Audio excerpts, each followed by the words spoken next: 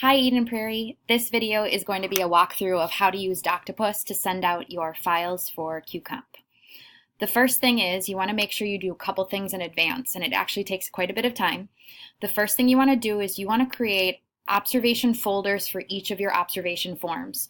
As you can see on my Google Drive, I have one for all of the forms that we use, in addition to a probationary teacher one where we send out some documents specific to probationary teachers. Within each of these folders contains all the documents that they need for QComp. So by clicking on my classroom teacher QComp observation forms, you'll see that I have, and we all have, a rubric. We have a pre and post-observation form for each round. We also have their student achievement goal, an observation form for each round, and a compensation form. So basically any forms that they'll use for the course of the year. The next thing, you also want to make sure that when you do that, you do each of them individually. For some reason, he has a tough time when you copy it or share it with other people. It will only allow you to digitally copy your forms, so you want to be the owner of it. The other thing that you want to do is to create Google lists, we called it, that's the fancy term, and I just did a mock one with my family here, where you want to create a spreadsheet that includes the first names, the last names, and the Google email addresses for each of the staff that you're going to be sending forms to. And just like the observation documents, each list is going to be specific to the form that they're going to get. So all the classroom teachers will be on the same form, then all the SPED teachers will be on a form. You can see in this list here how I separated it. Now, some coaches decided that if they had one or two people within a list, they'd just copy the forms for them and fill it out. But it really depends on what you want to do. I did Doctopus for every single one.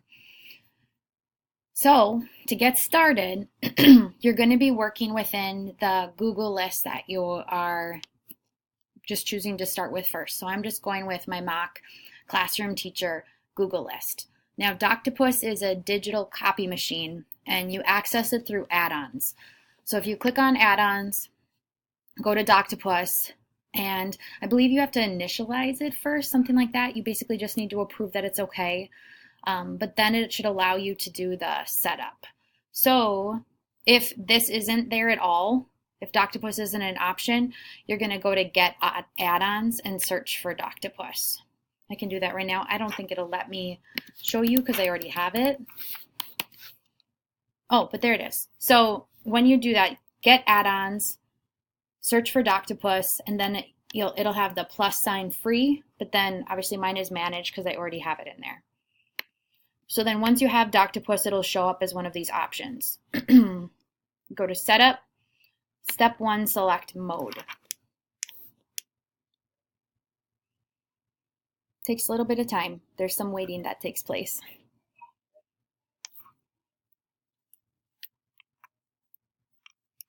Now to the right, the first thing it's going to ask you to do is select mode.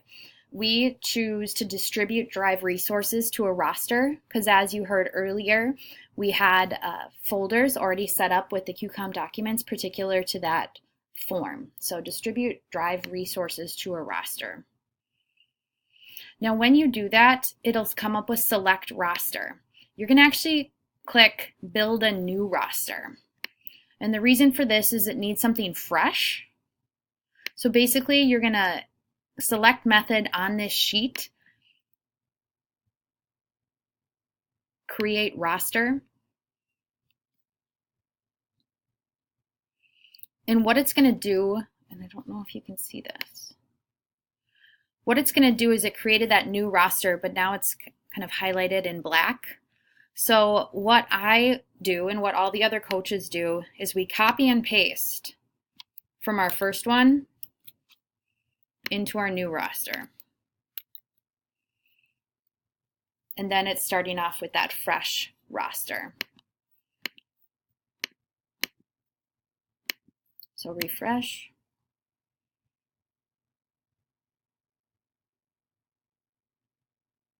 Again, you have to wait.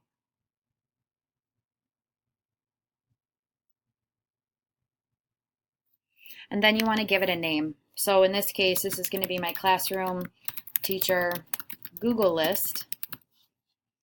And we'll just say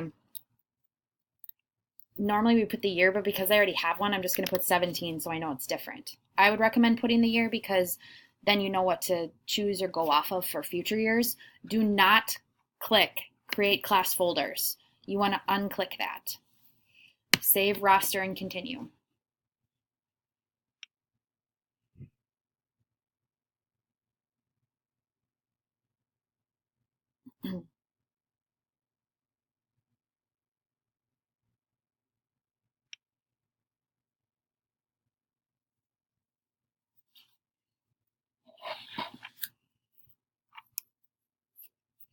So as you can see, it'll say desired sharing type. You want to do individual all the same because again, this is like a digital copy machine where it's copying off the same folder for each of the teachers listed on your spreadsheet. You'll notice that it starts filling out some tabs. You want to have no access to the whole class level. You also want to allow students to edit it. I would leave this unchecked, and I would leave this unchecked. In the add co-teachers piece, Bloomington chooses not to add anyone onto it, but there has been talk before about adding like a principal or a co-coach on there, but in terms of anonymity and privacy, we chose not to and had principals create their own Google list for the teachers that they'd be observing. So again, nothing for us there. Save and continue.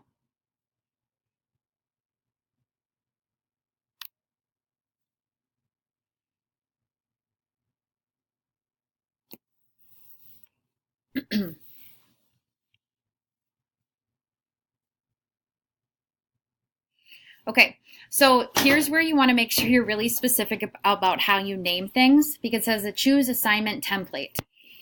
So I skipped ahead a little bit because I was editing, but what happens when you say choose assignment template, you need to know that when you are locating your folders, you need to have folders embedded one folder deep.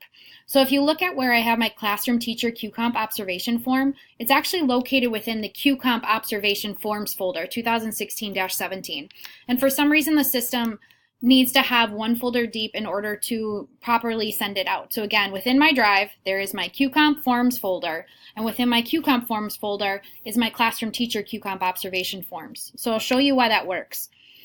Obviously, I already had it in, but I'll kind of show you how to do that. So you select a folder, you want your QComp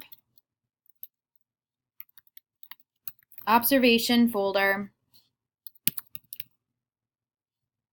and you want it to just be the general one, so just pretend I selected that. You're going to click on it once, not double click. Otherwise, it'll go into the folder, which you don't want to happen. So let's pretend I did that. It'll have my QComp observations forms folder named right here. And then it'll say select template, file, or folder. So when I do that, it'll give you my options of all my folder forms that I had set up. So I'm going to want to find my classroom teacher QComp observation forms. Now again, that's the folder that contains all of the documents needed for the observation for the year. I'm going to press save and continue.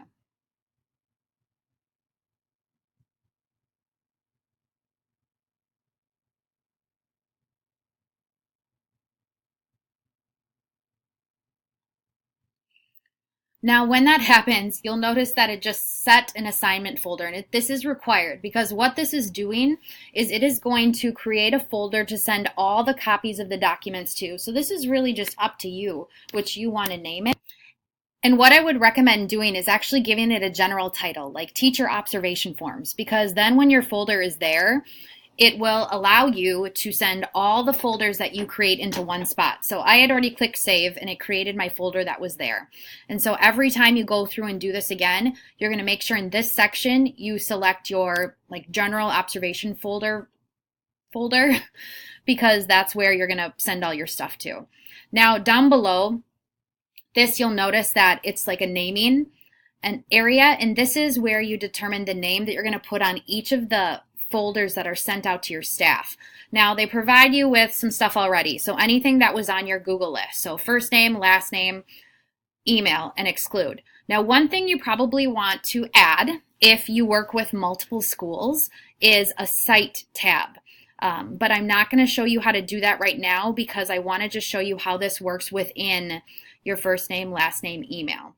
So you'll notice that like with your particular, like let's say you work at one school, you can just put the initials of the one school there. That's why if you had a site tab where your teachers came from a variety of different sites, then you could have like the different school names or the different initials for each one. So I can just show you how I would do this. Insert column right. I would title it site, and then I would put something like whatever was there. I would need to refresh this then because I would want to make sure that it could read it, that was an option.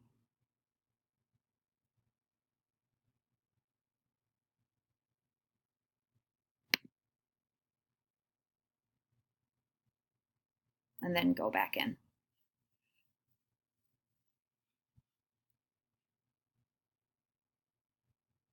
So now you notice that it provided a site for me. So what I would do is I would do site, last name, first name,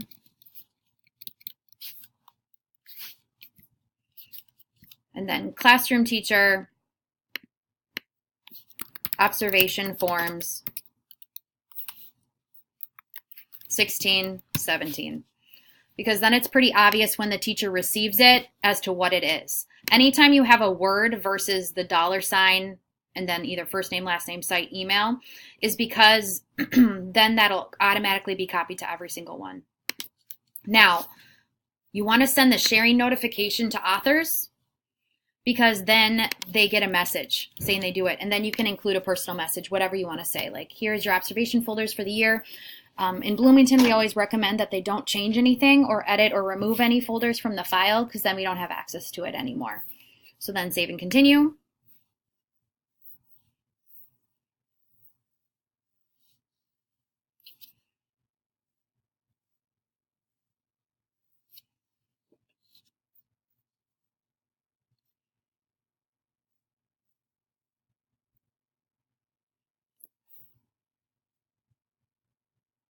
So then you'll notice that I have 4 student resources, individual, all the same, allowing edit, no access. I make sure it's the right template. It's this classroom teacher QComp observation forms folder. That's what I'm sending out. Then you press run, copy, and share. This takes a little bit of time. A lot of times we'll send out like 30 plus documents, so it takes a while, but you can always see when it's starting to work because it will start filling in some of this information over here.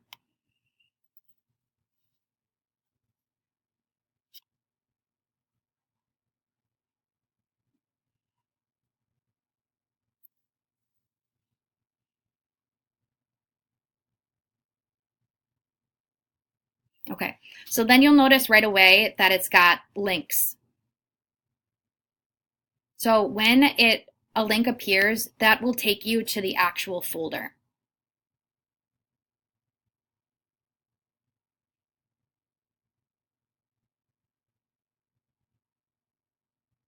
So you'll see that here is mine, Kristen Caruso's folder where it contains all the documents. So that is my direct copy of my folder. Everyone else then will have their own link as you go through. Now, if for some reason there is someone you forgot, you can add them on later.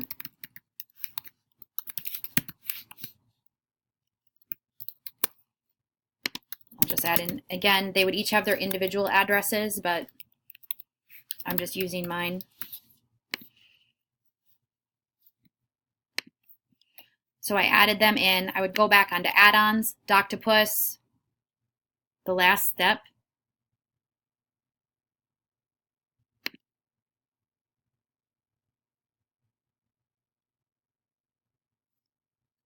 Which is set up, copy and share assignment.